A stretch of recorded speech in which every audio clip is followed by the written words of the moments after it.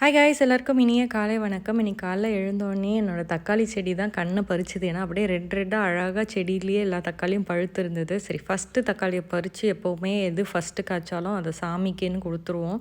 அது எங்கள் அப்பா அம்மா அப்படி தான் பழகியிருக்காங்க. ஃபஸ்ட்டு பூவோ காயோ அதை பறித்து சாமி முன்னாடி வச்சு பூஜை பண்ணிவிட்டு அதை திருப்பி இந்த மாதிரி தக்காளியெல்லாம் நான் விதையாகவே போட்டுருவேன். அப்புறம் நான் இந்த வீடியோவை எடிட் பண்ணிகிட்ருப்பேன் எப்போவுமே சாங் வச்சு. கௌதம் அந்த சாங்குக்கு இந்த மாதிரி காமெடியாக ஏதாவது ரியாக்ஷன் கொடுப்பான். நான் வைக்க மாட்டேன்னு நினச்சி அந்த ரியாக்ஷன் கொடுத்துட்டு இருந்தான். நான் வச்சு அதை மியூசிக்கோட என்னோடய மெயின் சேனலில் போட்டேன். ஏண்டி போட்டேன் அப்படின்னு கேட்டுட்டு இருந்தான். நேற்று காய வச்ச காஞ்ச மிளகாவும் அடிக்கிற வெயிலுக்கு ஒரே நாளில் நல்லா காஞ்சிருச்சு. அதை எடுத்து நல்லா ஸ்டோர் பண்ணிட்டேன். 4 டேஸாக ஜூஸ் மட்டும் குடிச்சிட்டு இருந்தேன்னா என்னால் கண்ட்ரோலே பண்ண முடியல. இன்றைக்கி காஃபியை குடிச்சிட்டேன். பண்ணக்கூடாதுன்னு நினைக்கிறேன், பட் காஃபி இல்லாமல் என்னால் வாழவே முடியல. அது ஒரு அடிக்ஷன் மாதிரி இருக்குது. பட் 4 நாள் குடிக்கலன்றது என்னை நினச்சி ப்ரௌடாக இருக்குது. இன்றைக்கி பொடி ஊத்தாப்பம் தான் பிரேக்ஃபாஸ்ட்டாக கௌதமுக்கு கொடுத்தேன்.